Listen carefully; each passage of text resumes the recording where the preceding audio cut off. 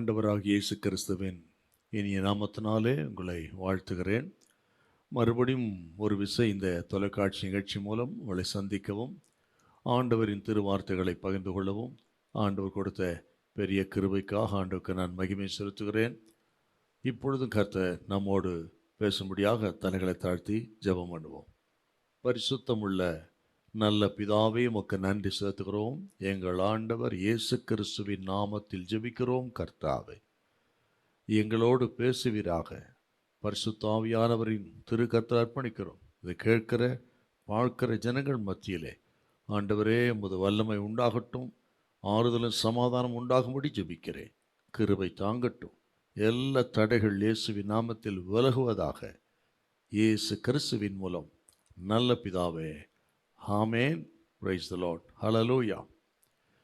இந்த நாள் தியானத்துக்கென்று லூக்கா சுவிசேஷம் 14ஆம் அதிகாரம் 25 முதல் 27 வசனத்தை வாசிக்க கேட்போம். லூக்கா 14:25 முதல் 27 வசனம். பின்பு அநேக ஜனங்கள் அவரோடு கூட பிரயாணமாய் போகையில் அவர்களிடமாய் அவர் திரும்பி பார்த்து, யாதொருவன் என்னிடத்தில் வந்து தன் தகப்பனையும் தாயையும் மனைவியையும் பிள்ளைகளையும் சகோதரரையும் சகோதரிகளையும் தன் ஜீவனையும் வெறுக்காவிட்டால் எனக்கு சீஷனாயிருக்க மாட்டான். தன் சிலுவையை சுமந்து கொண்டு எனக்கு பின் செல்லாதவன் எனக்கு சீஷனாயிருக்க மாட்டான். ஆண்டவராகிய இயேசு கிறிஸ்து இந்த உலகத்தில் வந்து ஊழியம் செய்த நாட்களிலே நடைபெற்ற ஒரு நிகழ்ச்சியும் தன்னை பின்பற்றுகிற ஜனங்களுக்கு அவர் போதித்த ஒரு போதனை குறித்து இந்த லூக்கா 14:25 இந்த 35 வசனம் வரலாம் இருக்குது. 25 முதல் 5 வசனத்தில் சொல்லப்பட்ட போதனைகள் என்பது அந்த நாட்களிலே தம்மை பின்பற்றின ஜனங்களுக்கு ஆண்டவர் போதித்த போதனைகளில் ஒன்று. அதாவது ஆண்டவராகிய இயேசு கிறிஸ்து அவர் எருசலேமுக்கு போகிறார். அங்கிருந்து அப்படி சிலுவைக்கு போகிறார். ஆக எருசலேமுக்கு போய் சிலுவைக்கு போகிற வழியிலே ஆண்டவர் போதித்த போதனை என்றால் நம்ம உற்று கவனிக்கணுங்க.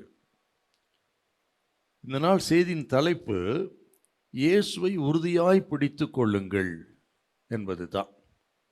அறிமுகமாக சில வார்த்தைகளை மனதில் வையுங்க. ஆண்டவரை பின்பற்றின அந்த ஜனங்கள் என்ன நினைத்தார்கள் என்றால், இயேசு எருசலேமுக்கு போகிறார், ரோம பேரரசை வீழ்த்தி யூதர்களுக்கு தமது ராஜ்யத்தை கொடுக்க போகிறார், விடுதலை கொடுக்க போகிறார் என்று அவர்கள் நினைத்து பின்பற்றி வந்தார்கள். அவர்களிடத்தில் தான் திரும்பி பார்த்து ஆண்டவர் இந்த போதனையை சொன்னார். என்ன சொன்னாருங்க? இயேசுவை பின்பற்றுவது என்பது ஜனங்கள் நினைத்ததை விட தீவிரமான ஒன்று, சாதாரணமான விஷயம் கிடையாது அப்படின்னு ஒரு போதனையை எச்சரிக்கையா சொல்றாரு. இயேசுவை பின்பற்றுவது என்பது ஜனங்கள் நினைத்தது போல ஒரு சாதாரண விஷயம் அல்ல, அது தீவிரமான, மிக மிக தீவிரமான ஒன்று அவரை பின்பற்றுவது என்று ஆண்டவர் தம்மை பின்பற்றுகிற ஜனங்களுக்கு ஒரு எச்சரிக்கையின் சத்தமாகவே இது போதித்தார். அதாவது அவரை பின்பற்றும் பொழுது கொடுக்க வேண்டிய விலை, இயேசுவை பின்பற்றுகிறவர்கள் அவர்கள் என்ன விலை கொடுக்க வேண்டும், கொடுப்பார்கள் என்பதை குறித்த ஒரு போதனை. நல்லா கவனிக்கணுங்க. ஒவ்வொரு கிறிஸ்தவனும் முதலில் கணக்கிட வேண்டியது என்னன்னா, இயேசுவை பின்பற்றுவதினால் அவன் கொடுக்க வேண்டிய விலை என்ன என்பதை தான் முதல்ல அவன் கவனிக்கணும். ஏதோ நானும் கிறிஸ்தவன், நானும் ஆண்டவர் பின்பற்றுகிறவன், எனக்கும் வேதம் தெரியும் அப்படிலாம் சொல்றதில்ல. இயேசுவை பின்பற்றுவதினால் என்ன விலை கொடுக்க வேண்டும் என்கிற அந்த தீவிரத்தை அவரை பின்பற்ற விரும்புகிற ஒவ்வொரு கிறிஸ்தவனும் கணக்கு போடணுங்க. அதுக்கு தாங்க அந்த ஓமையை சொன்னார் அவர். இந்த 14ஆம் அதிகாரத்தில் 30வது வசனம் கொஞ்சம் வாசி பார்க்கலாம். 14:30. இந்த மனுஷன் கட்டத் தொடங்கி ம், முடிக்க திராணி இல்லாமற் போனான் என்று சொல்லி ம், தன்னை பரியாசம் பண்ணாதபடிக்கு ம். அதை கட்டி தீர்க்கிறதற்கு தனக்கு நிர்வாகம் உண்டோ இல்லையோ என்று நிர்வாகம் உண்டோ இல்லையோ என்று முன்பு அவன் உட்கார்ந்தும் செல்லும் செலவை கணக்கு பாராமல் இருப்பானோ? அப்போ உட்கார்ந்து அவன் கணக்கு பார்க்க வேண்டும். அப்படின்னா இயேசுவை பின்பற்றுவதனால் கொடுக்க வேண்டிய விலையை குறித்து முதல்ல ஒரு கிறிஸ்தவ அறிஞ்சிருக்கணும் என்பதுக்குத்தான் இந்த போதனையை சொல்றாங்க. ஆண்டவராகிய இயேசு கிறிஸ்துவை திரளான ஜனங்கள் பின்பற்றினார்கள் அந்த நாட்களிலே. ஆனால் அவர்களில் ஒரு சிலர் தான் இயேசு கிறிஸ்துவை உறுதியாய் பிடித்து கொண்டு சீசர்களானார்கள். திரளாய் பின்பற்றினாலும் அவரை உறுதியாய் பிடித்து கொண்டவர்கள் சிலர்தான். அவர்தான் சீசர்கள் என்ற அந்த ஸ்தானத்துக்கு வந்தார்கள். அநேகர் நெருக்கினார்கள், ஆனால் தொடுகிறவர்கள் சிலர் தான் அப்படின்னு இந்த பெரும்பாடுள்ள ஸ்திரியுடைய விஷயத்தில் பார்க்குறோம். நெருக்கிறாங்க, ஆனால் தொட்டு சுகம் பெற்றவர்கள் யார்? அதே மாதிரி அநேகர் பின்பற்றினாலும் ஒரு சிலர் தான் உறுதியாய் ஆண்டவரை பிடித்து கொண்டார்கள். அவர்கள் தான் சீசர்களானார்கள். பின் நாட்களிலே யூதர்களாயிருந்து இயேசு கிறிஸ்துவை சொந்த இரட்சகராக ஏற்றுக்கொண்டு ரட்சிக்கப்பட்ட யூதர்களானார்கள். அப்படி ரட்சிக்கப்பட்ட யூதர்கள் பின் நாட்களில் இயேசுவையும் பின்பற்றினார்கள். மட்டுமல்ல, மோசேயின் நியாயப்பிரமாணத்தில் சொல்லப்பட்ட சடங்குகள் சம்பிரதாயங்கள் அதையும் விடாதிருந்தார்கள். பாரம்பரியங்கள் சடங்குகள் இவைகளையும் விடவில்லை, ஆனால் இயேசுவை பின்பற்றுகிறோம் என்று சொன்னார்கள். இப்படியெல்லாம் நடக்கும்னு தெரிஞ்சு தான் ஆண்டவராகிய இயேசு கிறிஸ்து திட்டமாக ஒரு வார்த்தை சொன்னாருங்க. 2 எஜமான்களுக்கு ஊழியம் செய்ய ஒருவனாலும் கூடாது அப்படின்னு சொன்னாருங்க. மத்தேயு சுவிசேஷம் 6:24 வாசிங்க பார்க்கலாம். 2 எஜமான்களுக்கு ஊழியம் செய்ய ஒருவனாலும் கூடாது. ஒருவனை பகைத்து மற்றவனை சிநேகிப்பான், அல்லது ஒருவனை பற்றி கொண்டு மற்றவனை அசட்டை பண்ணுவான் என்று ஆண்டவர் இந்த நாட்களிலே திருச்சபைகள் எப்படி இருக்கும், அவரை பின்பற்றுகிற கூட்டம் எப்படி இருப்பார்கள் என்பதை அறிந்த ஆண்டவர் அன்னைக்கே சொல்லிட்டாருங்க. உலகமா இயேசுவா என்று தீர்மானம் பண்ணி உறுதியாக இயேசுவை பிடித்து கொள்ள வேண்டும் என்பதற்காக சொன்னார். 2 எஜமான்களுக்கு ஊழியம் செய்ய ஒருவனாலும் கூடாதுன்னு. இதை கேட்குற கத்திரி பிள்ளைகளே நல்லா கவனிக்கணும். இந்த கடைசி நாட்களிலே ஆண்டவரை உறுதியாய் பற்றி கொண்டவர்களுடைய நிலைமை கூட இன்றைக்கு வருத்தம் அளிக்கக்கூடியதாக இருக்குது. ஆண்டவர் உறுதியாய் பிடித்து கொண்ட அந்த பிடி தளர்ந்து கொண்டிருக்கிறது. அப்படிப்பட்ட காலத்தை நம்ம வாழறோங்க. ஏன்னு கேட்டிங்கன்னா, இந்த கடைசி நாட்களை குறித்து வேதம் எச்சரித்த சில வார்த்தைகள் அது நடக்குதுங்க. ஆகவே தான் ஆண்டவரை பிடித்து கொண்டது பிடி தளர்ந்திருக்கிறது அப்படின்னு நான் சொல்கிறேன். நான் இந்த கடைசி நாட்கள் எப்படி இருக்கும்? நீங்கள் 2 பேதுரு 2ஆம் அதிகாரம் 1-3 வசனம் அப்படியே நடக்குது பாருங்க. அன்னைக்கு சொன்னது இன்னைக்கு அப்படி நடக்குது. 2 பேதுரு 2ஆம் அதிகாரம் 1-3 வசனம். கள்ள தீர்க்கதரிசிகளும் ஜனங்களுக்குள்ளே இருந்தார்கள், அப்படியே உங்களுக்குள்ளும் கள்ள போதகர்கள் இருப்பார்கள். அவர்கள் கேட்டுக்கு ஏதுவான வேத புரட்டுகளை நல்லா கவனிக்கணுங்க. இன்னைக்கு இருக்கிற சூழ்நிலை அன்னைக்கே பேதுரு எழுதி வச்சுட்டார் பாரு. அவர்கள் கேட்டுக்கு ஏதுவான வேத புரட்டுகளை தந்திரமாய் நுழைய பண்ணி தங்களை கிரயத்துக்கு கொண்ட ஆண்டவரை மறுதலித்து தங்களுக்கு தீவிரமான அழிவை வருவித்துக் கொள்ளுவார்கள். அவர்களுடைய கெட்ட நடக்கைகளை அநேகர் பின்பற்றுவார்கள். அப்படியே டிட்டோ நடக்குது அல்லைங்க. இன்னைக்கு கெட்ட நடக்கை தான் இன்னைக்கு அநேகர் பின்பற்றுறாங்க. அவர்கள் நிமித்தம் சத்திய மார்க்கம் இன்றைக்கு தூஷிக்கப்படுகிறது.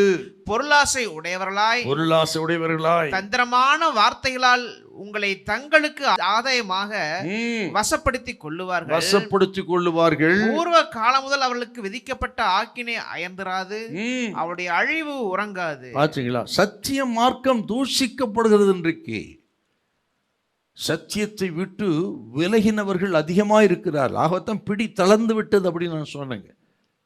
இன்னொரு வார்த்தை யூதா சொல்றாரு பாரு.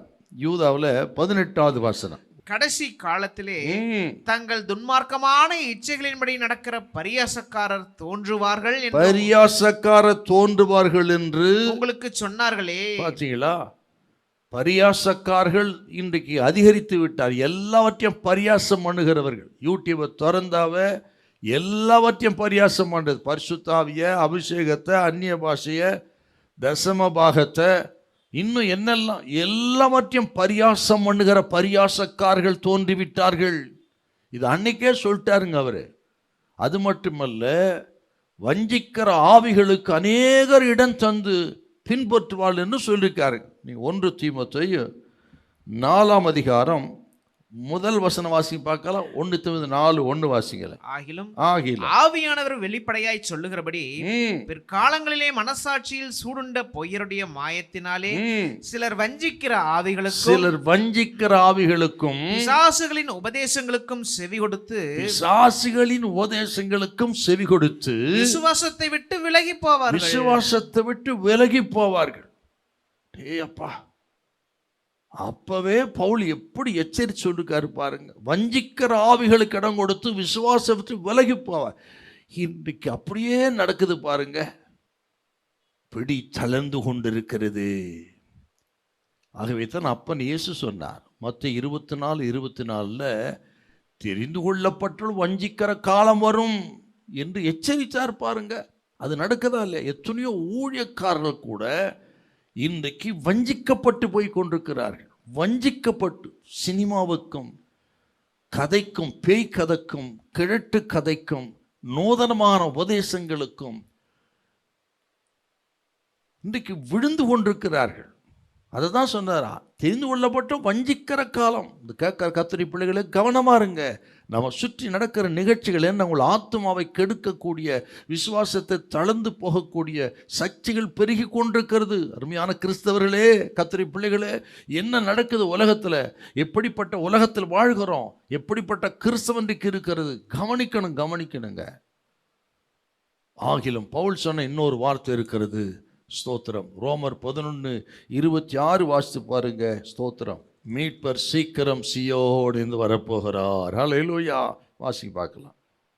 இந்த பிரகாரம் இஸ்ரவேலர் எல்லாரும் ரட்சிக்கப்படுவார்கள். மீட்கிறவர் சீயோனிலிருந்து வந்து அவபக்தியை யாக்கோபை விட்டு விலக்குவார். மீட்கிறவர் சீக்கிரம் வரப்போகிறார். இந்த உணர்வில்லாமல் வாழ்கிறார்கள் அநேகர். ஆகவே தான் திரும்ப சொல்கிறேன், பிடி தளர்ந்து கொண்டிருக்கிறது. கேட்கிற கத்திரி பிள்ளைகளே, ஆகவே எப்படிப்பட்ட சூழ்நிலையாக இருந்தாலும் சரி, ஆண்டவரை உறுதியாய் பிடித்து கொள்ளுங்கள். எப்படி நிலைமை வந்தாலும் சரி, பிடி தளர்ந்து போகக்கூடாது. இன்றைக்கு பாருங்க, இன்றைக்கு பிரசங்கங்களிலே எது இல்லை ஆன்றதை கொஞ்சம் கணக்கு போட்டு பாருங்களேன். நீங்கள் இன்றைக்கி நிறைய பிரசங்கத்தை கேட்குறோம். அதன் செழிப்புன்னு உபதேசம் அது இது நிறைய வந்துருச்சு. அந்த பிரசங்கள், பெரும்பாலான பிரசங்கங்களில் எது இல்லைன்னு பார்த்தீங்கன்னா, மனம் திரும்புதலை குறித்த சத்தியம் இல்லை, பரிசுத்தத்தை குறித்த, பரிசுத்தத்துக்கான அழைப்பை குறித்த சத்தியம் இல்லை, நியாய தீர்ப்பை குறித்து இல்லைங்களா, அதை குறித்து நம்ம பார்க்க முடியதில்லை. நம்ம கடிந்து கொள்ளுதலை குறித்து, வேறுபாட்டின் அனுபவம், பிரித்தெடுக்கப்படுதலை குறித்து, சுயத்துக்கு மறிப்பதை குறித்து, இதெல்லாம் இருக்குதுங்களா? இன்றைக்கு பிரசங்கள்ல அந்த கடிந்து கொள்ளுதலும் இல்லை, மனம் திரும்புதலும் இல்லை, வேறுபாட்டின் அனுபவம் ஒன்றும் கிடையாது. இன்னைக்கு எல்லா ஆசீர்வாதம். வஞ்சிக்கிற ஆவிகளுக்கு இடம் கொடுத்து விட்ட பொல்லாத ஒரு காலம். கவனிங்க, இந்த கடைசி நாட்களில் ஆண்டவரே அப்படி ஒப்பு கொடுக்குறாருன்னு இருக்குதுங்க. நீங்கள் 2 அதிகாரம் 12 அது இருக்குது. அவர்கள் பொய்யை விசுவாசிக்கத்தக்கதாக கொடிய வஞ்சகத்தை தேவன் அவர்களுக்கு அனுப்புவார். ஆச்சுங்களா? அதான் நடக்குதுங்கப்பா. இருந்து பார்த்தாருங்க. அப்படிப்பட்ட கேடான சிந்தைக்கு தேவன் ஒப்பு கொடுத்து விட்டு அதெல்லாம் நடக்குன்னு பவுல் சொன்ன ஒரு வார்த்தை கூட இருக்குது. நான் போன பின்பு மந்தையை தப்பு விடாத கொடிதான ஓநாயகனுக்குள்ளே வரும், உங்களை சிலர் எழும்பி சீசரில் தங்கெடுத்து இழுத்து கொள்ளும்படி மாறுபாடான போதிப்பாடு அறிந்திருக்கிறேன். ஆகவே ராத்திரி போல கண்ணீரோடு புத்தி சொல்லி வந்தனே, அதை நினைத்து விழிச்சுருங்கள். இந்த வார்த்தைலாம் இருதயத்தில் எழுத வேண்டிய வார்த்தைகள். ஆகவே இந்த கேட்கிற கத்திரி பிள்ளைகளே, சூழ்நிலைகள் எதுவாக இருந்தாலும் சரி, இதோட மோசமாக தான் இருக்கும். ஆண்டவரை உறுதியாய் பற்றி கொள்ளுங்கள். உபதேசத்திலும் சத்தியத்திலும் தெளிவாயிருங்கள். மீட்கிறவர் சீயோனுந்து சீக்கிரம் வரப்போகிறார். ஹல்லேலூயா, பிரைஸ் தி லார்ட்.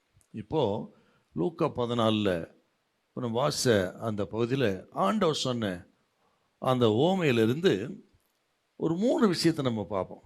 முதல் விஷயம், ஆண்டவரை உறுதியாய் நாம் பிடித்து கொள்ள வேண்டும் என்றால் முதல்ல என்ன பண்ணணும்? ஆண்டவரை நேசியுங்கள்.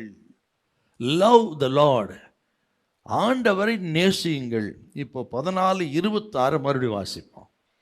யாதொருவன் என்னிடத்தில் வந்து தன் தகப்பனையும் தாயையும் மனைவியையும் பிள்ளைகளையும் சகோதரரையும் சகோதரிகளையும் தன் ஜீவனையும் வெறுக்காவிட்டால் எனக்கு சீஷனாயிருக்க மாட்டான். யாதொருவன் தன் தகப்பன் தாய் இவர்களெல்லாம் வெறுக்காவிட்டால் எனக்கு சீஷனாயிருக்க மாட்டான். என்ன ஆச்சரியமான ஒரு போதனைக்கு ஆண்டவர் போதித்து. இதில் அர்த்தம் என்னன்னு கேட்டீங்கன்னா,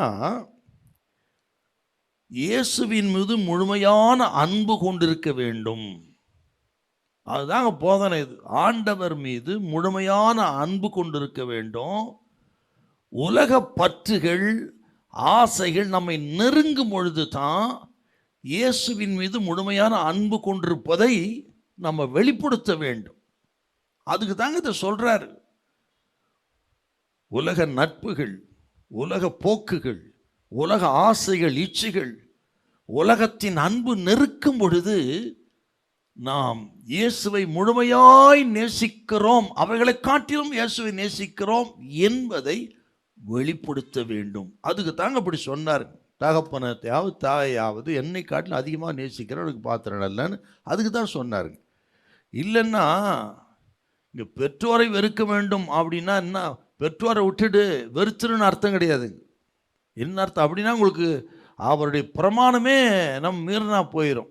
என்ன பிரமாணம்? உன் தகப்பனும் தாயும் கனம் பண்ணுவாயாக, ஆயுசு நாட்கள் நீட்டித்திருப்பு சொல்லியிருக்காரு. யாத்திராகமோ 20:12 சொல்லியிருக்காருல, வாசி பார்க்கலாம். யாத்திராகம் 20:12. உன் தேவனாகிய கர்த்தர் உனக்கு கொடுக்கிற தேசத்திலே உன் நாட்கள் நீடித்திருப்பதற்கு தகப்பனையும் உன் தாயையும் கனம் பண்ணுவாய். உன் தகப்பனை தாயை கனம் பண்ணுவாய் பிரமாணமே எழுதி கொடுத்த ஆண்டவர் அதை மீறும்படி எப்படி சொல்லுவாருங்க என்றால், தகப்பனை காட்டியும் தாயை காட்டிலும் அதிகமாக நேசிக்கிறவன் அப்படின்னா என்ன அர்த்தம்னா, தகப்பன் தாயை வெறுத்துன்னு அர்த்தம் இல்லை. இது கேட்குற கத்திரி பிள்ளைகளே, தகப்பனை தாயை கனம் பண்ணணும், வெறுக்கணும்னு அர்த்தம் கிடையாது. அன்பு செலுத்துவதிலே யாருக்கு முன்னுரிமை, அதுதாங்க முக்கியம். மறுபடியும் சொல்கிறார், அன்பு யாருக்கு முன்னுரிமை இல்லையா? Priority of love. ஆண்டவரா தகப்பனா என்று வரும் பொழுது ஆண்டவருக்கே முதலிடம். ஆண்டவரா தாயா என்று வரும் பொழுது ஆண்டவருக்கே முதலிடம். அன்பு செலுத்துவதாகட்டும், நேசிப்பதாகட்டும், ஆண்டவருக்கு முதலிடம் கொடுக்கிற முன்னுரிமை ஆண்டவருக்கு. அதை தாங்க ஆண்டவருக்கு போதிக்கிறாருங்க. இது கேட்கிற கத்திரி பிள்ளைகளே, ஆக ஒருவருடைய அன்பு குடும்பத்தின் மீதோ நட்பின் மீதோ நாம் நேசிக்கிற மனிதர்கள் மீதோ இருப்பதை விட ஆண்டவர் பேரில் அதிகமாக அன்பு கொண்டிருக்க வேண்டும் அப்படின்னு அர்த்தம். இதை நான் சொல்லும் பொழுதே இது கேட்குறவங்க உங்களுக்கு கொஞ்சம் ஆராய்ச்சி பார்க்கணும், எதுக்கு நம்ம முதலிடம் கொடுக்குறோம் அப்படின்னு. சமீபத்தில் ஒரு வாலிப தம்பி இடத்துல வந்தான். பாஸ்டர், எனக்கு ஒரு நல்ல வேலை கிடைச்சிருக்குது, ரொம்ப சந்தோஷம். ஆனால் ஒரு பிரச்சனை. என்ன பிரச்சனை? ஞாயிற்றுக்கிழமை லீவு கிடையாது, வேலைக்கு வரணும் அப்படின்னு சொன்னாங்க. அப்போ நான் அவனை சோதிக்கும்படி நீ என்ன சொன்னேன்னு கேட்டேன். அவன் சொன்னான், பாஸ்டர், நான் அவர்களுக்கு என்ன சொல்லிட்டுனா, ஞாயிற்றுக்கிழமை ஆராதனைக்குரிய நாள், நான் ஆராதனைக்கு போகணும், அதுதான் எனக்கு முதலிடம் என்று சொன்ன பொழுது அந்த அதிகாரி கோபப்பட்டார். உனக்கு வேலையா பக்தியா முக்கியம்? உனக்கு இயேசுவா வேலையா? உனக்கு சோறு போகிறது யாருப்பா என்று கேட்டார். ஆக உனக்கு ஒரு நாள் டைம் கொடுக்குறேன், யோசிச்சுட்டு நாளைக்கு வந்து சொல்லுன்னார். இவன் சொன்னானா, சார் ஒரு நாள்லாம் டைம் வேண்டாம் சார், எனக்கு இப்போவே சொல்லிடுறேன். என்ன சொல்கிற? எனக்கு இயேசு தான் முக்கியம். அவர் மறுபடியும் சொன்னாராம், தம்பி ஸ்தோத்திரம், யோசிச்சு சொல்லு. இவன் சொன்னானா, யோசிக்கிறது ஒன்றுமே இல்லை சார், ஞாயிற்றுக்கிழமை என்ன ஆனாலும் சரி நான் வேலைக்கு வர மாட்டேன், என் ஆண்டவர் ஆராதிக்க போவேன்னா. ரொம்ப சந்தோஷப்பட்டுங்க நான். பார்த்தீங்களா, வேலையா ஆண்டவரா? ஆண்டவருக்கு முதல். அதை தாங்க ஆண்டவங்க பேசுகிறாருங்க. ஆக அன்பின் முன்னுரிமை யாருக்கு? ஆண்டவரை நேசிக்கிற ஜனங்கள் இதெல்லாம் யோசிக்கணுங்க நம்ம. ஆக இதை கேட்குற கத்திரி பிள்ளைகளே, ஆண்டவர் இயேசு சொன்ன இன்னொரு வார்த்தை இருக்குது. அது என்ன அர்த்தம்? மத்தேயு சுவிசேஷம் 22:37. 22:37. இயேசு அவனை நோக்கி உன் தேவனாகிய கர்த்தரிடத்தில் உன் முழு இருதயத்தோடும் உன் முழு இருதயத்தோடும் முழு ஆத்துமாவோடும் முழு மனதோடும் அன்பு கூறுவாயாக. முழு மனதோடு அன்பு கூறுவாயாக. இது முதலாம் பிரதான கற்பனை. முழு மனதோடு முழு இருதயத்தோடு அன்பு கூறுவாயாக. இந்த வசனத்துக்கு என்ன அர்த்தங்க? என்ன அர்த்தம்னு கேட்டீங்கன்னா, எனக்கு இயேசு போதும் என்று வாழ்கிறவர்களை குறிக்கிற வார்த்தை. எனக்கு இயேசு போதும், அவரே எனக்கு எல்லாவற்றுக்கும் எல்லாமா இருக்கிறார் என்று சொல்லுகிறவர்கள் தான் முழு மனதோடு முழு இருதயத்தோடு அவரை பின்பற்றுகிற நேசிக்கிற கூட்டம். பார்த்தீங்களா? அப்படி அவரை நேசிக்கிறவர்களை கர்த்தர் எதிர்பார்க்கிறார். ஆகவே தான் சொன்னேன், ஆண்டவரை நேசியுங்கள், அவரை உறுதியாய் பிடித்து கொடு. யாருன்னா, அவரை இப்படி நேசிக்கிற கூட்டம். ஆண்டவர் எனக்கு போதும் என்று வாழ்கிற வாழ்க்கை. இதெல்லாம் அப்படியே நம்ம வாழ்க்கை எப்படின்னு கொஞ்சம் ஆராய்ச்சி பார்த்துட்டே வரணும் என் கூடவே நீங்கள். ஸ்தோத்திரம். இப்படிப்பட்டவர்களை குறித்து தான் இயேசு சொன்னார், அவர்கள் தான் சிலுவை சுமக்கிறவர்கள். நீங்கள் மத்தேயு சுவிசேஷத்தில் இந்த மத்தேயு 10:37 சேர்த்து வாசிங்க. தகப்பனையாவது தாயையாவது என்னிலும் அதிகமாய் நேசிக்கிறவன் எனக்கு பாத்திரன் அல்ல. மகனையாவது மகளையாவது என்னிலும் அதிகமாய் நேசிக்கிறவன் எனக்கு பாத்திரன் அல்ல. தன் சிலுவையை எடுத்துக்கொண்டு என்னை பின்பற்றாதவன் எனக்கு பாத்திரன் அல்ல. பார்த்தீங்களா? அப்போ சிலுவை சுமக்கிற கூட்டம் யாருன்னு கேட்டீங்கன்னா, இப்படி ஆண்டவரா உலக அன்பா பாசமானு வரும்பொழுது இயேசுதான் என்று தன்னை அர்ப்பணித்தார். அப்படி வரும்பொழுது எத்தனை போராட்டம் இருக்குது பிரச்சனையில், குடும்பங்களில் எத்தனை போராட்டங்கள். அதுதான் சிலுவை. அதுதான் சொல்றாரு, தன்னைத்தான் வெறுத்து தன்னுடைய சிலுவை சுமந்து கொண்டு அனுதினமும் என்னை பின்பற்றுகிற அவனே எனக்கு சேஷனாக இருப்பான். இப்போ சிலுவை சுமக்கிறதுனா சாதாரண விஷயம் கிடையாதுங்க, இல்லைங்களா? ஒருவேளை இப்படி நீங்கள் ஆண்டவரை ஏற்றுக்கொண்டதினால், ஆண்டவர் பேரில் பற்றுதலாக இருப்பதினால், ஆண்டவருடைய அன்புக்கு முதலிடம் கொடுப்பதினால் ஒருவேளை நிந்திக்கப்படலாம், அவமானப்படுத்தப்படலாம், இது நிமித்தம் குடும்பத்தால் புறக்கணிக்கப்படலாம், தள்ளப்படலாம். பயப்படாதிருங்கள். ஸ்தோத்திரம். அதுதான் ஆண்டவர் வகுத்த சிலுவை. சிலுவை. ஸ்தோத்திரம். அதாவது சிலுவை சுமப்பதுனா ஆண்டவரை பின்பற்றுவதிலே மரணம் வந்தாலும் சரி நான் விட்டு விலக மாட்டேன். இதுதான் அர்த்தம். அதுக்கு மரணமே நேரிட்டாலும் சரி அவரை தொடர்ந்து பின்பற்றுவேன். நம்ம வெளிப்படுத்த இந்த வசனத்தை வாசிக்கிறோம். அது என்னங்க அர்த்தம்? 2:10 வெளிப்படுத்தல். நீ படப்போகிற பாடுகளை குறித்து எவ்வளவும் பயப்படாதே. இதோ நீங்கள் சோதிக்கப்படும் பொருட்டாக பிசாசானவன் உங்களில் சிலரை காவலில் போடுவான். 10 நாள் உபத்திரவப்படுவீர்கள். ஆகிலும் நீ மரண பரியந்தம் உண்மையாயிரு. மரண பரியந்தம் உண்மையாயிரு. அப்பொழுது ஜீவகிரீடத்தை உனக்கு தருவேன். என்ன அர்த்தம்? மரணமே வந்தாலும் நான் இயேசுவை பின்பற்றுவேன், நான் விட்டு விலக மாட்டேன் அப்படின்னு அர்த்தம். 70 வயசு 80 வயசு 90 வயசு வரையிலும் உண்மையாக இருப்பேன் அப்படி அர்த்தம் கிடையாது. அது எத்தனை வயசாக இருந்தாலும் சரி, மரணமே வந்தாலும் சரி ஆண்டவர் விட்டு விலக மாட்டேன் என்று இயேசுவை பின்பற்றுகிறவர்கள். அவ்வளோ ஆழமாக இருக்கு. பார்த்தீங்களா? சிலுவை அப்படின்னாவே ஐடென்டிஃபிகேஷன் வித் கிரைஸ்ட். இயேசுவோடு நம்மை அடையாளப்படுத்துவது. என்ன சார் இயேசுவோடு அடையாளப்படுத்துறது? என்ன சார் சிலுவை சுமக்கிறது அப்படின்னா, ஏதோ கழுத்தில் மாட்டுறதில்ல, வீட்டு மேலே தொங்க வைக்கிறது இல்லைங்க. என்ன சிலுவை சுமப்பதுன்னா, நமது ஆசை, நமது திட்டங்கள், நமது விருப்பம் இவைகளுக்கு செத்து இனி என் விருப்பம் அல்ல, என் திட்டம் அல்ல, என் தீர்மானம், என் ஆசைலாம் அல்ல, எல்லாம் இனி இயேசுவின் விருப்பம், இயேசுவின் திட்டம், இயேசுவின் தீர்மானம், எல்லாம் ஆண்டவருக்காக என்று வாழ்கிற வாழ்க்கைக்கு பேர் தாங்க சிலுவை சுமக்கிறது, சிலுவையோடு தம்மை அடையாளப்படுத்திக் கொள்வது. கிறிஸ்துவின் உடையவர்கள் தங்கள் ஆசை இச்சைகளை சிலுவையில் அறைந்திருக்கிறார்கள் சொல்லிருக்காரு பவுல். கவனிக்கணுங்க, சின்ன சின்ன உலக ஆசைகளுக்காக, அரசாங்க பதவிக்காக, அரசாங்க சலுகைக்காக தன்னை கிறிஸ்தவன் இல்லை என்று சொல்லுகிறவர்கள் பெருகிவிட்டார்கள். கிறிஸ்துவென்று அடையாளப்படுத்திக் கொள்ள வெட்கப்படுவர்கள் பெருகிவிட்டார்கள் இல்லைங்களா? ரொம்ப பொல்லாத காலங்க அது. இதை கேட்குற நீங்கள் எப்படி உண்மையாக இருக்கீங்க பார்க்கணும். இப்படி ஆண்டவருக்கு நமது அன்பில் முன்னுரிமை ஆண்டவருக்கு என்று கொடுத்து இப்படி வாழ்ந்து விட்டால் நமக்கு ஜெபம் சலிப்பாக இருக்காது, வேத தியானம் பைபிள் வாசிக்கிறது பாரமாக இருக்காது, அதெல்லாம் இன்பமாக இருக்குங்க. உண்மையை சொல்லுகிறேன், இன்பமாக இருக்கும். அதிகமான நேரங்கள் நான் தேவ சமூகத்திலே இருக்கிறேன், அவ்வளோ இன்ட்ரெஸ்டாக எனக்கு.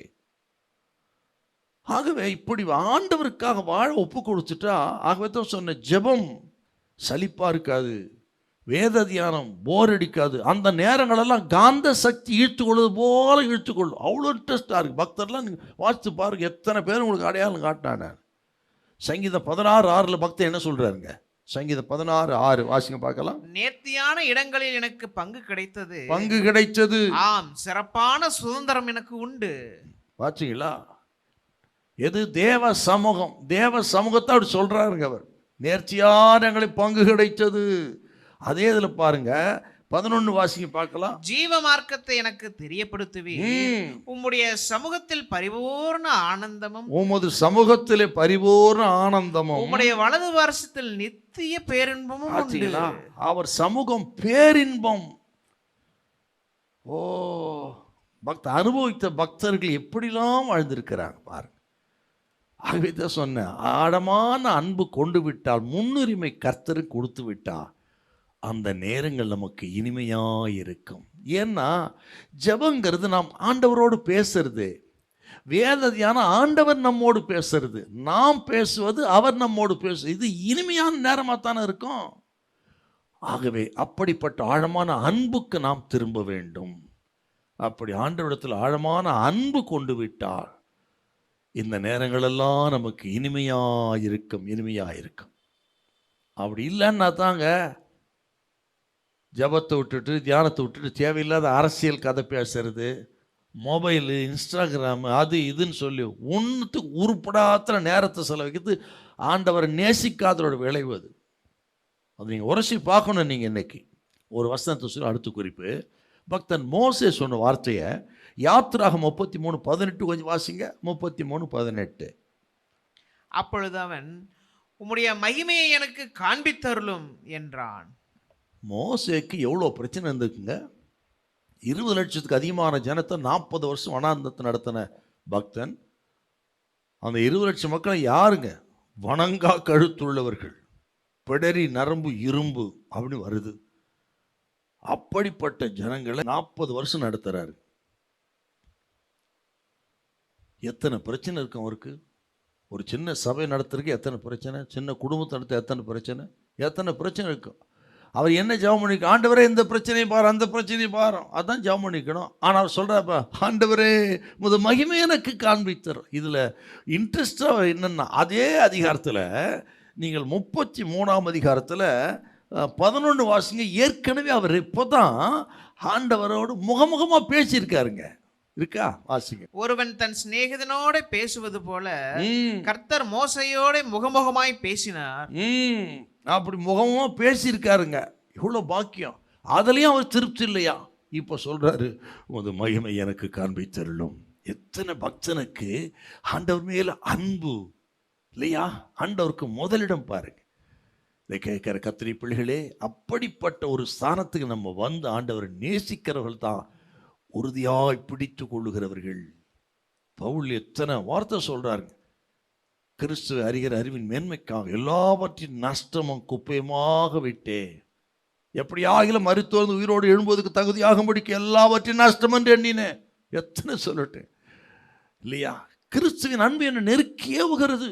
மரணமோ வாழ்வு தாழ்வு நாசமோச பட்டியல் எதுவும் கிறிஸ்துவின் அன்பு விட்டு பிரிக்க மாட்டாது நிச்சயத்திற்க உறுதியாக பிடித்து கொண்டு பவுலின் ஸ்டேட்மெண்ட்டுங்க. அது என்ன மரணம் வரட்டும், வாழ்வு தாழ்வு நாசமோச பட்டயம் அவர் அன்பை விட்டு பிரிக்கவே மாட்டாது. அப்படி உறுதியாய் பற்றி கொண்ட பக்தர் அதை தான் எதிர்பார்க்கிறார். இதை கேட்குற கத்திரி பிள்ளைகளே, இது ஒரு பிரசங்கமா இல்லை, நமது அன்பு எப்படிக்கும் பாரு. அன்பின் முன்னுரிமை யாருக்கு? இந்த நாளிலே மறுபடியும் அந்த ஆதி அன்புக்கு திரும்புங்கள், ஆண்டவரை பற்றி கொள்ளுங்கள். ஆண்டவர் உங்களை ஆசீர்வதிப்பாராக. ஹல்லேலூயா. சரி, ரெண்டாவது, அப்போ இயேசுவை உறுதியாய் பிடித்து கொள்வதில் முதல் குறிப்பு ஆண்டவரை நேசிங்கள். ஆண்டவரை நேசிக்கிறவர்கள் தான் உறுதியாய் பிடித்து கொள்ள முடியும். ரெண்டாவது, பின் திரும்பாதிருங்கள். இயேசுவை உறுதியாய் பிடித்து கொள்கிறவர்களுக்கு சொல்லப்படும் இரண்டாவது ஆலோசனை சோத்திரம், பின் திரும்பாதிருங்கள். Don't turn back. நீங்கள் லூக்கா 14 அந்த 14 28 முதல் 30 வசனம் வாசி பார்க்கலாம். உங்களில் ஒருவன் ஒரு கோபுரத்தை கட்ட மனதாய் இருந்து அஸ்திபாரம் போட்ட பின்பு முடிக்க திராணி இல்லாமற் போனால் பார்க்கிறவர்கள் எல்லாரும் இந்த மனுஷன் கட்டத் தொடங்கி முடிக்க திராணி இல்லாமற் போனான் என்று சொல்லி தன்னை பரியாசம் பண்ணாதபடிக்கு அதை கட்டி தீர்க்கிறதற்கு தனக்கு நிர்வாகம் உண்டோ இல்லையோ என்று முன்பு அவன் உட்கார்ந்து செல்லும் செலவை கணக்கு பாராமல் இருப்பானோ? ஆண்டவரை பின்பற்றுவர்களுக்கு ஆண்டவர் சொன்ன இரண்டாவது போதனை என்னன்னா, இயேசுவை பின்பற்ற விரும்புகிறவர்கள் வெற்றிகரமாக அந்த பயணத்தை தொடங்கி ஆனால் முடிக்காமல் பாதியிலே திரும்பிவிடக்கூடிய ஒரு ஆபத்து இருக்கிறது என்று இயேசுநாதர் எச்சரித்து சொன்ன வார்த்தை. இயேசுவை பின்பற்றும்படி அர்ப்பணித்து அந்த பயணத்தை முடிக்காமலேயே பாதியிலே திரும்பிவிடக்கூடிய ஆபத்து, பின்வாங்கக்கூடிய ஆபத்து இருக்கிறது. ஆகவே தான் இதை சொல்றாருங்க. முடிக்க திராணி இல்லைன்னா இந்த மனுஷன் முடிக்க திராணியற்று போயிட்டான்னு சொல்லி எல்லாம் அப்படி ஒரு அவமானம்லாம் உண்டாகும். ஆகவே இயேசுவை பின்பற்ற கவனமா இருந்து பின் திரும்பாத அப்படின்னு ஆண்டவர் சொல்றார். கவனமா இருங்கள். ஒரு விசுவாசிக்கு ஏற்படக்கூடிய ஒரு துயரமான நிலை என்னன்னா, இயேசுவை பின்பற்றவும் பற்றி கொள்ளவும் முதிர்ச்சி அடைந்த ஒரு கிறிஸ்தவனாய் வளரவும் இயேசுவை போல மாறவும் விரும்பி அவரை பின்பற்ற விரும்பி, நல்ல கவனி இந்த வார்த்தையெல்லாம் இல்ல, இயேசுவை பின்பற்றும்படி பற்றி கொள்ளும்படி மட்டுமல்ல, இயேசுவை போல் மாறும்படி கிறிஸ்தவனாகி முதிர்ச்சி அடைந்து வளர வேண்டும் என்று விரும்பின ஒருவன், ஆனால் அவன் அலட்சியத்தினாலே அக்கறையற்று அந்த பயணத்தை விட்டு அவன் திரும்பி விடுகிறானே, அதுதான் துயரம் கிறிஸ்தவ வாழ்க்கையில் இல்லையா? நல்லா கவனிக்கணுங்க. இயேசுவை போல மாற விரும்பி பற்றி கொள்ள விரும்பி முதிர்ச்சி அடைந்து தீரணும்னா இருக்கணும்னு விரும்பி பயணத்தை தொடங்கினவன் தன்னுடைய அலட்சிய போக்கு, நிர்விசாரம் இவைகளினால் அந்த பயணத்தை பாதியிலே முடித்து கொண்டு பின் திரும்பிவிடுகிறான். அதுதாங்க ஒரு கிறிஸ்தவனுக்கு துயரமான நிலைமை. நான் உங்களை பார்த்து கேட்குறேன், ரட்சிக்கப்பட்ட புதுசில் எத்தனை தீவிரமாக பின்பற்றினீர்கள், ஆர்வமாக பின்பற்றினீர்கள்? வேதம் வாசிப்பது, தியானம் பண்ணுறது, ஆலயத்துக்கு வர்றது, விசுவாசிப்பது எத்தனை தீவிரம். அந்த தீவிரம் இப்போ இருக்குதான்னு ஒரு டெஸ்ட் பண்ணி பாருங்களேன். இதை கேட்குறவங்க பார்க்குறவங்க ஆரம்பத்தில் கொண்டு வந்த நம்பிக்கை எனக்கு இருக்கா? அந்த விசுவாசம் நமக்கு இருக்கா? ஆதி அன்பில் நிலைச்சிருக்கிறோமா? வளர்ந்துருக்குதா குறைஞ்சிருக்குதா என்று நம்மை உராய்ச்சி பார்க்க வேண்டும். வெளிப்படையாக நான் பின்வாங்கி போகலைங்க, நான் பேக் ஸ்லைடிங் ஆகலைன்னு சொல்லலாங்க. ஆனால் மனதளவில் தொடங்கின நாம் இப்போ எப்படி இருக்கிறோம்? இதை நான் சொல்லும் பொழுது வேதத்தில் நமக்கு சுற்றி காண்பிக்கப்பட்ட ஒரு 3 மனுஷனை சொல்கிறேன் பாருங்க, உங்களுக்கு பிரயோஜனமாக இருக்கு. ஒன்று, தேமாவை குறித்து பவுல் சொல்கிறார். 2 தீமோத்தேயு 4:10 கொஞ்சம் வாசிங்க பார்க்கலாம். 2 தீமோத்தேயு 4:10. ஏனென்றால் தேமாய் பிரபஞ்சத்தின் மேல் ஆசை வைத்து என்னை விட்டு பிரிந்து தெசலோனிக்கே பட்டணத்துக்கு போய்விட்டான். தேமா இப்பிரபஞ்சத்தின் மேல் ஆசை வைத்து என்னை விட்டு அவன் தெசலோனிக்க பட்டணத்து உலகத்துக்கு போயிட்டான். என்ன துக்கமான ஒரு ஸ்டேட்மெண்ட்டுங்க இது. பவுலோடு கூட இருந்தவன் அந்த ரோமாபுரி பட்டணத்துடைய நவ நாகரிக கலாச்சாரங்கள், கவர்ச்சி, இதெல்லாம் பார்த்தவன் பவுலோடு இருக்கிறது வேஸ்ட்டு என்று உலகத்தின் மேல் ஆசை வைத்து தான் ஊருக்கே போயிட்டான். துக்கமான ஒரு ஸ்டேட்மெண்ட். இன்றைக்கு மனதளவில் அப்படி பின்வாங்கி போன கிறிஸ்தவர்கள் ஏராளமாக இருக்கிறார். இருக்கா இல்லையா பாருங்க. இல்லைங்களா, ஆலயத்துக்கு வரலாம், ஜெபம் பண்ணலாம், போகலாம், எல்லாம் நடக்குது வெளிப்பிரகாரம். ஆனால் மனதளவில் இன்னொரு ஆள். யோவான் சுவிசேஷம் 6:66 பாருங்க. 6:66. அது முதல் அவருடைய சீஷரில் அநேகர் அவருடனே கூட நடவாமல் பின்வாங்கி போனார்கள். இவங்கெல்லாம் ஆண்டவரால் தெரிந்து கொள்ளப்பட்டவர்கள் தான். 82 பேரை பிரதானமாக தெரிஞ்சுக்கிறாருங்க. ஆனால் ஆண்டவர் வானத்தில் எங்கி வந்த அந்த அப்பத்தை குறித்தும் தனது மாம்சத்தை குறித்தும் அந்த இரத்தத்தை குறித்தும் ரசத்தை குறித்தும் பேசின அந்த போதனை கேட்டு இது கடுமையான உபதேசம் யார் பின்பற்றுவார் என்று அது முதற்கொண்டு அநேகர் பின்வாங்கி போயிட்டான். என்ன அர்த்தம்? அவங்க எதுக்கு வந்தாங்க? அற்புத அடையாளங்களை கண்டு வந்தவர்கள், அற்புத அடையாளத்துக்காக இயேசுவை பின்பற்றினவர்கள் இப்போ கடினமான உபதேசம் என்ற உடனே பின்வாங்கிட்டாங்க. பார்த்தீங்களா? முன்னுரிமை எதுக்கப்போ? உலகம், செழிப்பு. அதுதான் இன்னைக்கும் கிறிஸ்தவத்தில் நடக்கும்.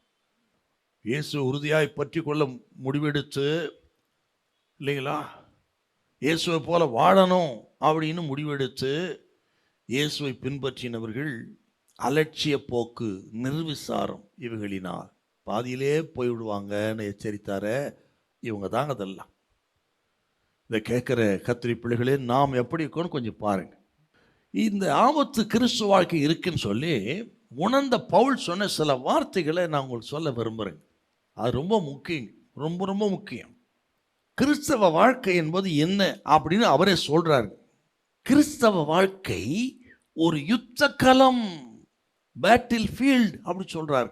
எபேசியர் 6ஆம் அதிகாரம் நீங்கள் 12 முதல் 18 வசனத்தில் சர்வாயுத வர்க்கத்தை குறித்து வாசிக்கிற. அப்படின்னா கிறிஸ்தவ வாழ்க்கை ஒரு யுத்த களம். 2 தீமோத்தேயு 2:3 தீமோத்தேயு சொல்லும்போது என்ன சொல்றாரு பாருங்க. 2 தீமோத்தேயு 2:3 நீயும் இயேசு கிறிஸ்துவுக்கு நல்ல போர் சேவகனா தீங்கு அனுபவி.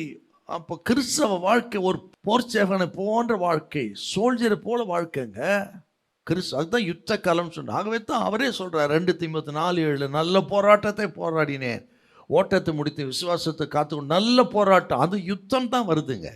கிறிஸ்தவ வாழ்க்கை ஒரு யுத்த களம். அப்புறம் கிறிஸ்தவ வாழ்க்கை ஒரு ஓட்ட பந்தயங்க. நம்ம எல்லாருக்கும் நல்லா தெரியும். 2 கொரிந்தியர் 9ஆம் அதிகாரம் 24-26 வசனத்தில் பார்த்தீங்கன்னா அது ஒரு ஓட்டப்பந்தயம். ஓட்டப்பந்தயம் ஓடு, எல்லாரும் ஓடுவார்கள். ஆனால் பந்தய பொருள் பிறகு ஒரு சிலர் தான். ஆகவே நீ கவனமாக இருக்குன்னு நாங்கள் பேசுவார். அப்போ கிறிஸ்தவ வாழ்க்கை ஒரு ஓட்டப்பந்தயம். எவ்வளோ சீரியஸான விஷயங்க இல்லையா? ஓட்டப்பந்தயம் இறங்கிட்டவன் அவன் பின்னா திரும்பி பார்ப்பானா? அவன் லக்கெல்லாம் அந்த பரிசு தான். ஓடிட்டே இருப்பாங்க. பின்னாடி யார் வராங்க, என்ன நடக்குது, எவ்வளோ தூரம், அதெல்லாம் பின் திரும்பி பார்க்கறது வாய்ப்பே கிடையாது. அதான் சொல்கிறேன், ஓட்டப்பந்தயம் இருக்கிற நம்ம பின் திரும்பக்கூடாது. பின் திரும்ப என்ன வரக்கூடாது. உங்கள் அலட்சிய போக்கு, அவிசுவாசம் இல்லையா, நிர்விசாரம், இதெல்லாம் உங்களுக்கு பின் வாங்கிறோம். ஆகவே பின் திரும்பாதிருங்கள் அப்படின்னு ஓமை சொல்கிறாரு. அப்படியே அப்பா. ஆகவே இதை கேட்குற கத்திரி பிள்ளைகளே, நாம் உலகத்தில் இருந்தாலும் உலக சிந்தனை விட்டு விலகி நமது கால்கள் பூலோகத்தில் இருந்தாலும் சிந்தையெல்லாம் பரலோகத்தில் இருக்கணும். ஆகவே தான் கொலோசியர் சொல்றார் பாருங்க. சோத்திரம் 3ஆம் அதிகாரம் 1-3 வசனம் என்ன சொல்றார் பாருங்க. கொலோசியர் 3:1-3 வசனம். நீங்கள் கிறிஸ்துவுடன் கூட எழுந்ததுண்டானால் கிறிஸ்து தேவனுடைய வலது வாரிசத்தில் வீற்றிருக்கும் இடத்திலுள்ள மேலானவைகளை தேடுங்கள். மேலானவைகளை தேடுங்கள். பூமியில் உள்ளவைகளை அல்ல, பூமியில் உள்ளவைகள் அல்ல, மேலானவைகளையே நாடுங்கள். மேலானவைகளையே நாடுங்கள். அப்படியே நம்ம வளர்ந்து வளர்ந்து வளர்ந்து 2 கொரிந்தியர் 3:18 படி அந்த சாயலாகத்தானே மகிமை மேல் மகிமையடைந்து மறுரூபப்படுகிறோம். அப்படி முன்னேறணுமே தவிர பின்தங்கக்கூடாது. அவர்கள்தான் இயேசுவை உறுதியாய் பிடித்து கொள்ளுகிற கூட்டம். ஆகவே இதை கேட்கிற கத்திரி பிள்ளைகளே, இப்படிப்பட்ட இந்த ஆவிக்குரிய தன்மையை இழந்து விடாதிருங்கள். விசுவாச துவக்கிற முடிக்கிறோம், இயேசுவையே நோக்கி போங்க. நம்ம திசை திருப்பம் சக்திகள் நிறைய இருக்குதுங்க. வாலிப தம்பி தங்கச்சிக்கு சொல்கிறேன், ஆண்டவர் பின்பற்றும்படியாக நீங்கள் பயணத்தை தொடங்கி நீங்கள் புறப்படும் பொழுது உங்களை திசை திருப்பக்கூடிய சக்திகள் நிறைய இருக்கு உலகத்தில். மொபைல் மூலமாகவே நிறைய சக்தி இருக்குது. ஆக அதுக்கு இடம் தராதிங்க. கிறிஸ்துவையே நோக்கி பாருங்கள். ஆகவே ஆண்டவர் தான் எல்லாம். அப்படி நீங்கள் உங்கள் பயணத்தை ஆண்டவர் நோக்கி ஓடுங்க. பின் திரும்பாதிருங்கள், பின் திரும்பாதிருங்கள். நாம் பின்வாங்கி போவதற்கு அநேக சக்திகள், திசை திருப்ப சக்தி இருக்குது. கவனமாக இருங்க. ஆண் பெண் உறவாக இருக்கலாம், மொபைலாக இருக்கலாம், பண ஆசை, உலக ஆசை, ஆபாசம், அருவருப்பு, இதெல்லாம் திசை திருப்ப சக்தி. ஆக நமது கோல் எல்லாம் என்னங்க? ஸ்தோத்திரம். நான் கிறிஸ்துவோர் கூட இருக்க எனக்கு ஆசை உண்டு சொல்கிறாரா இல்லையா? இல்லைங்களா? 2 கொரிந்தியர் 5ஆம் அதிகாரத்தை வாசித்து பாருங்க. அற்புதமான வசனங்க. நான் கர்த்தரித்து குடியிருக்கும் அதிகமாய் விரும்புகிறோம்.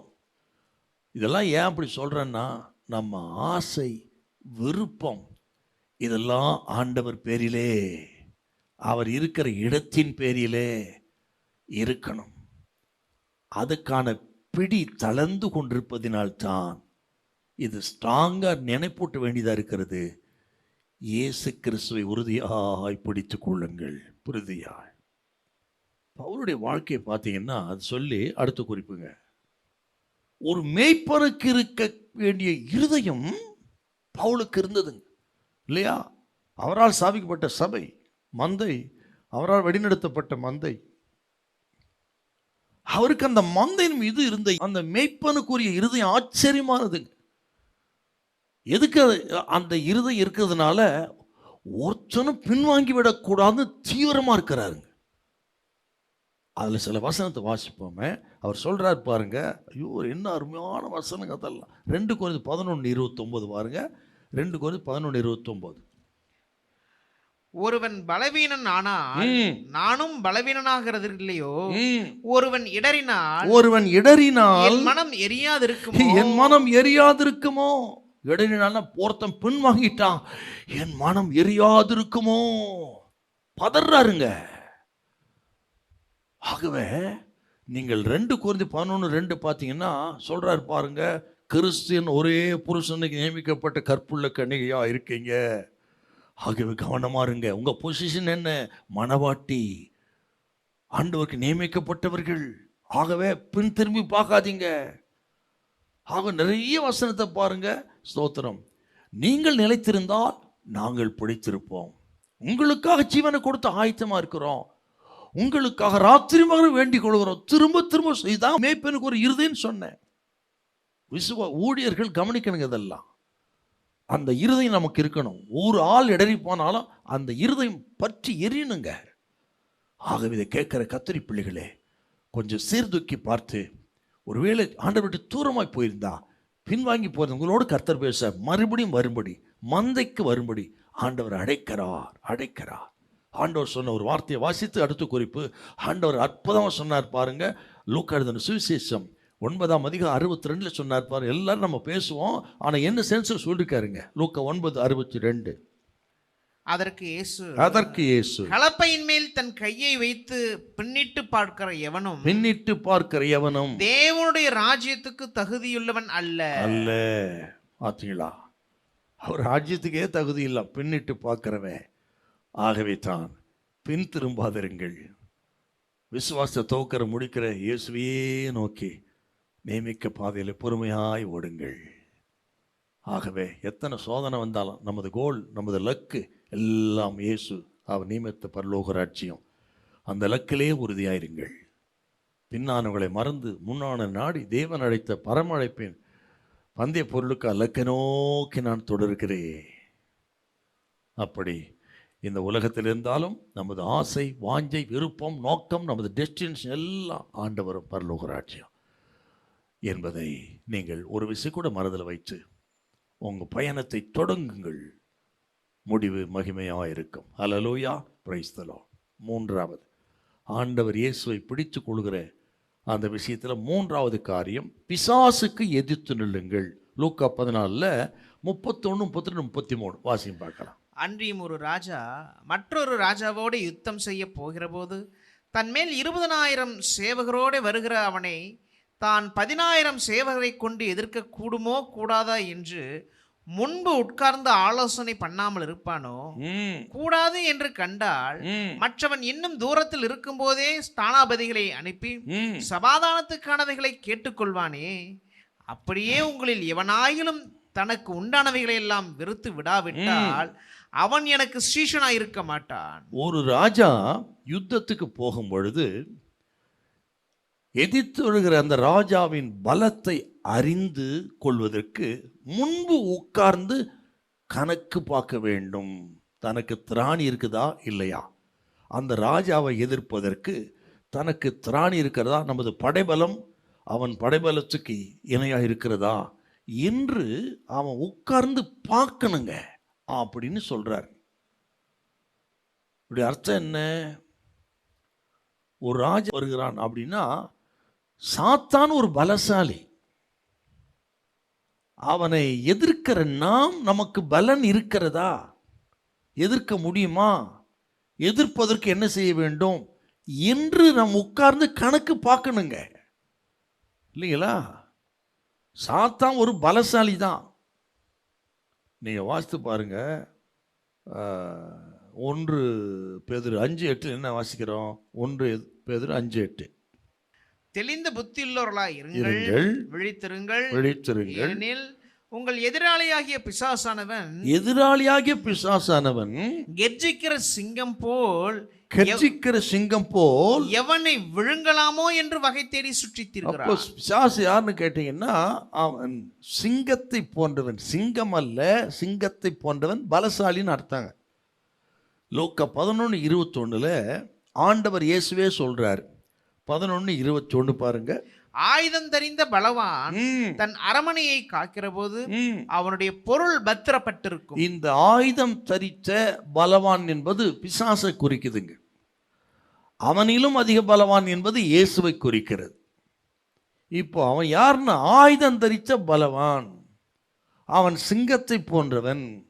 2 கொரிந்தியர் 4:4 கொஞ்சம் வாசிங்களேன். 2 கொரிந்தியர் 4:4 தேவனுடைய சாயலாய் இருக்கிற கிறிஸ்துவின் மகிமையான சுவிசேஷத்தின் ஒளி அவிசுவாசிகளுக்கு அவர்களுக்கு பிரகாசமாய் இராதபடி பிரபஞ்சத்தின் தேவனானவன் அவருடைய மனதை குருடாக்கினான்.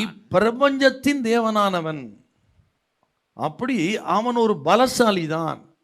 அப்படின்னா அவன் பலசாலி என்பதனால அவனோடு சமாதானமாகி போய்விட வேண்டும் அப்படின்னு இல்லை. இந்த ஓமையில அப்படி இருக்கக்கூடாது.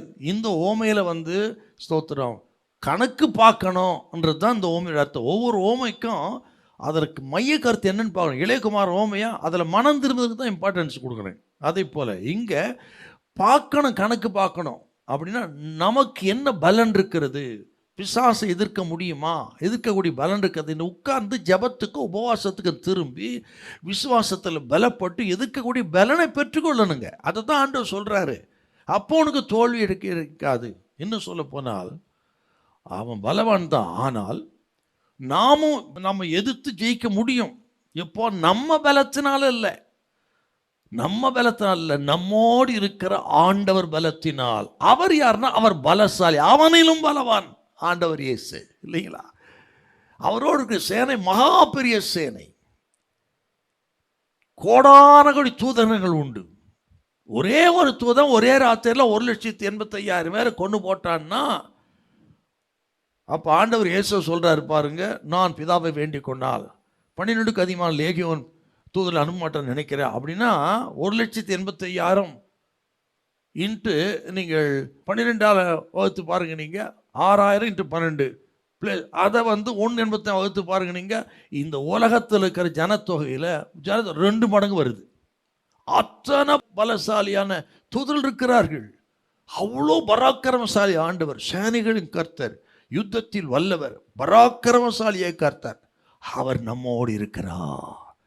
அவர் பலத்திலே தான் அந்த பிசாசை எதிர்க்க முடியும்.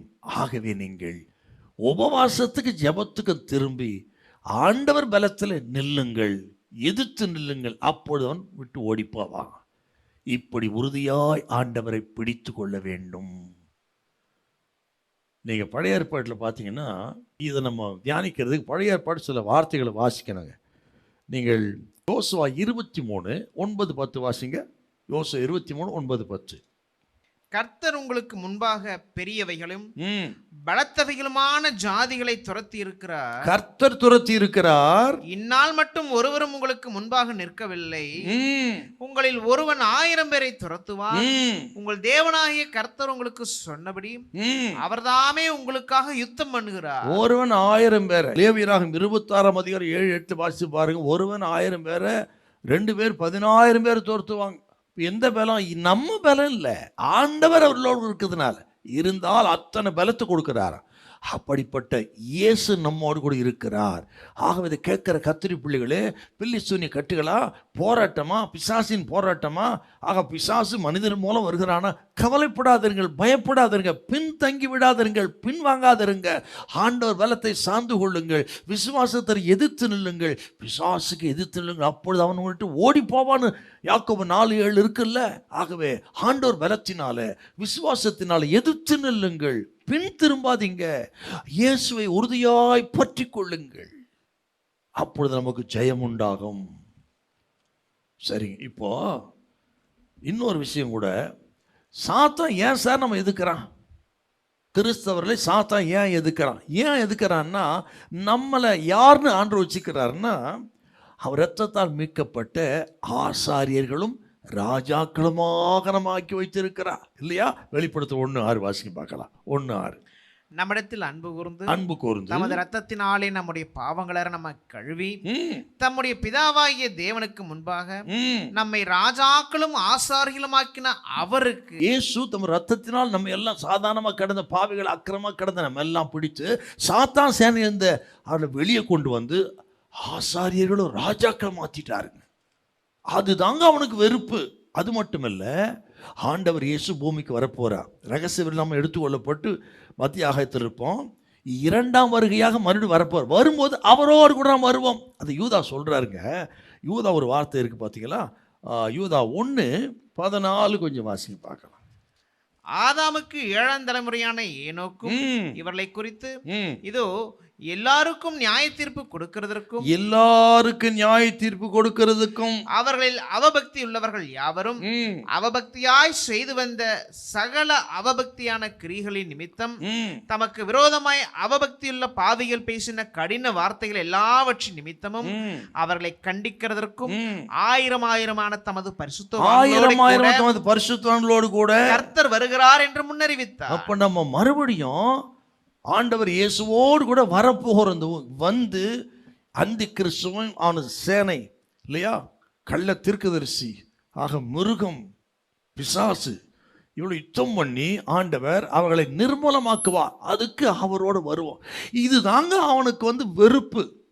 நம்மை வெறுப்பதுக்கு காரணம் அவர் இரத்தத்தால் மீட்கப்பட்டு ஆசாரியர் ராஜாக்களை மாறிட்டோம். நம்ம அவன் சேனையிலிருந்து வெளியே வந்துட்டோம். மட்டுமல்ல, இயேசுவோடு வரப்போகிறோம். ஆகவே தான் எதுக்குறாங்க நம்ம. இதெல்லாம் இவ்வளோ நேரம் நான் சொன்னதில் ஒரு விஷயம், நாம் ஒரு ஆவிக்குரிய யுத்தத்தில் இருக்கிறோம் என்பதை மனசில் வைக்கணும். நாம் ஒரு ஆவிக்குரிய யுத்தத்தில் இருக்கிறோம். சாத்தான் இன்னைக்கு நமக்கு விரோதமாக அக்கினி ஆஸ்திரங்களை ஏவி கொண்டிருக்கிறான். நம்ம அழிப்பதற்கு ஆபாசங்கள், அருவருப்புகள், சினிமா, சீரியல், என்று நமது பரிசுத்தத்தை கெடுத்து நிர்மூலமாக்குவதற்கு சாத்தான் அத்தனை இன்ஸ்டாகிராம், மொபைல் இதெல்லாவற்றின் மூலமாக அருவருப்பு ஆபாசத்தை நமக்கு விரோதமாக வீசி கொண்டிருக்கிறான். ஆகவே கவனமாக இருந்து சர்வாயுத வர்க்கத்தை தரித்து கவனமாக இருந்து உங்கள் பரிசுத்தத்தை காத்து கொள்ளுங்கள். அப்பொழுது அவன் உங்களை விட்டு ஓடி போவான்.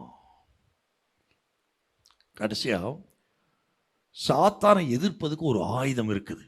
அதை குறித்து பழைய ஏற்பாட்டில் பார்த்துட்டு ஜெபம் பண்ணலாமா? சாத்தானை எதிர்க்கிறது ஒரு ஆயுதம். என்ன ஆயுதம்? நீங்கள் அப்படியே சகரியாவின் புஸ்தகம் 3ஆம் அதிகாரம் நீங்கள் முதல் வசனத்தை மட்டும் முதல்ல வாசிங்க. சகரியா 3:1. அவர் பிரதான ஆசாரியனாகிய யோசுவாவை எனக்கு காண்பித்தார். அவன் கர்த்தருடைய தூதனுக்கு முன்பாக நின்றான். சாத்தான் அவனுக்கு விரோதம் செய்ய அவன் வலது பக்கத்திலே நின்றான். சாத்தான் பிரதான ஆசாரியனாகி யோசுவா பக்கத்தில் நிற்கிறான். எப்படி சார் ஏன் நிற்கிறான்னா, நீங்க அடுத்த 3ஆம் வசனம் பாருங்க. யோசுவாவோவெனில் அழுக்கு வஸ்திரம் தரித்தவனாய் தூதனுக்கு முன்பாக நின்றான். இப்போ அவன் அழுக்கு வஸ்திரம் தரித்திருக்கிறதுனால தான் பக்கத்தில் நின்று அவன் ஆண்டவரே உமக்கு பக்கத்தில் நிற்பதற்கு இவனுக்கு தகுதி இல்லை என்று குற்றஞ்சாட்டுகிறான். சகோதரர் மேல் குற்றஞ்சாட்டுகிறவன் சாத்தான் குற்றஞ்சாட்டுறான்.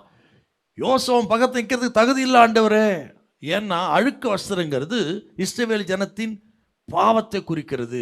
ஆசாரித்துவம் கரைபட்டு கிடந்தது. அதுக்கு அடையாளம் தான் யோசுவா அவருடைய வஸ்திரங்க. அழுக்கு வஸ்திரங்கிறது யோசுவா ரெப்ரஸன்டேட்டிவ், இஸ்ரவேல் ஜனத்தோட ரெப்ரஸன்டேட்டிவ். அழுக்கு வஸ்திரங்கிறது இஸ்ரவேல் ஜனத்தின் பாவம், ஆசாரித்துவம் கரைபட்டு கிடக்கிறது. ஆக இப்படி பாவத்திலும் கரையில் இருக்கும் பொழுது நிற்கிறதுக்கு அரிது இல்லை அப்படின்னு குற்றஞ்சாட்டுறாங்க. உடனே ஆண்டவர் என்ன பண்ணுறாருன்னா, யோசுவாவில் ஒன்றும் பேச முடியல. ஏன் பேச முடியல? அவர் அந்த அழுக்கு வஸ்திரம் தரித்திருக்கிறார் இல்லையா? நமக்குள்ள பாவம் அக்கிரம் இருக்கும் பொழுது ஜெபம் பண்ண முடியாது, ஆண்டவர் பேச முடியாது, எதுவுமே பேச முடியாதுங்க இல்லைங்களா? ஐம் நாட் வர்தி அப்படின்லாம் சொல்லுவோம் நம்ம. அது போல அமைதியாக இருக்கிறார். இப்போ ஆண்டவர் என்ன பண்ணுறாரு பாருங்க. நீங்கள் 5வது வசனம் வாசிங்களேன், 4-5 வாசிங்க. அவர் தமக்கு முன்பாக நிற்கிறவர்களை நோக்கி, இவன் மேல் இருக்கிற அழுக்கு வஸ்திரங்களை களைந்து போடுங்கள் என்றார். பின்பு அவனை நோக்கி பார், நான் உன் அக்கிரமத்தை உன்னிலிருந்து நீங்க செய்து உனக்கு சிறந்த வஸ்திரங்களை தரிப்பித்தேன் என்றார். அவன் சிரசின் மேல் சுத்தமான பாகையை வைப்பார்களாக என்றார். அப்பொழுது சுத்தமான பாகையை அவன் சிரசின் மேல் வைத்து அவனுக்கு வஸ்திரங்களை தரிப்பித்தார்கள். கர்த்தருடைய தூதன் அங்கே நின்றார். இப்போ சாத்தான் ஓடியே போனான். அப்போ சாத்தானை விரட்டுறதுக்கு என்ன பண்ணணும்? ஸ்தோத்திரம், நீதியின் வஸ்திரம், ரட்சிப்பின் வஸ்திரத்தை நாம் தரித்து கொள்ள வேண்டும். அப்படின்னா நம்ம சுத்திகரித்து கொண்டு பரிசுத்த வாழ்க்கை வாழணும். சாத்தானை விரட்டக்கூடிய சக்தி என்னன்னா பரிசுத்த ஜீவியம் இல்லைங்களா? அதை தான் சொல்றாருங்க. இவ்வளோ நேரம் கேட்டு நம்ம சாத்தானை எப்படி யுத்தம் பண்ண முடியும், விரட்ட முடியும்? நமது பரிசுத்த ஜீவியம். இந்த கேட்குற கர்த்தருடைய பிள்ளைகளே, அப்படி பரிசுத்தமாய் வாழ ஒப்பு கொடுங்கள். ஆண்டவர் இயேசு தமது நீதியை நமக்கு கொடுத்திருக்கிறார். நீதியின் சால்வை போற்றி ரட்சிப்பின் வஸ்திரத்தை கொடுத்து நம்ம எல்லாம் பரிசுத்தப்படுத்தி இருக்கிறார். சாத்தான் ஓடி போயிட்டான். அந்த பரிசுத்தத்தை நாம் காத்துக்கொள்ள வேண்டும். அப்போதான் பிசாசு போராட்டத்தை ஜெயிச்சு இந்த யுத்தத்தில் வெற்றி பெற முடியும். அதற்கு இயேசுவை பிடித்து கொள்ளுங்கள். திரும்ப பலிபீடத்துக்கு வாங்க, அறிக்கை செய்து உங்களை சுத்திகரித்துக் கொள்ளுங்கள். பாவத்தோடு சமரசம் செய்யாதிருங்கள். பாலி இச்சைகளுக்கு விலகி ஓடுங்கள். உலகத்தோடு சமரசம் செய்யாதிருங்கள். ஸ்தோத்திரம். அந்தரங்க பாவம், ரகசிய பாவங்களை விட்டு விலகுங்கள். ஸ்தோத்திரம். பலிபீடத்துக்கு பரிசுத்தப்படுத்திக் கொள்ளுங்கள். ஸ்தோத்திரம். சாத்தான் ஓடி போவான். ஸ்தோத்திரம். தொடர்ந்து கிறிஸ்தவ பயணத்தில் ஆண்டவரை பின்பற்றுங்கள். ஆண்டு வருக மிக சமீபம். நமது ஓட்டம் ஜெயமாயிருக்கும். நமது காரியமெல்லாம் வெற்றியாயிருக்கும். ஏனென்றால் ஸ்தோத்திரம், நமக்குள்ளே இருக்கிற இயேசு பெரியவர். உலகத்தில் இருக்கிற உங்களுக்குள்ள இருக்கிற இயேசு பெரியவர். நமக்கு நிச்சயமாய் வெற்றி தருவார். ஆவிக்குரிய ஜீவியத்திலும் எல்லா விஷயம் வெற்றி தருவார். ஆகவே ஆண்டவரை நேசியுங்கள், பின் திரும்பாதிருங்கள், பிசாசுக்கு எதிர்த்து நில்லுங்கள். இயேசு உறுதியாய் பிடித்துக் கொள்ளுங்கள். ஹல்லேலூயா. Praise the Lord.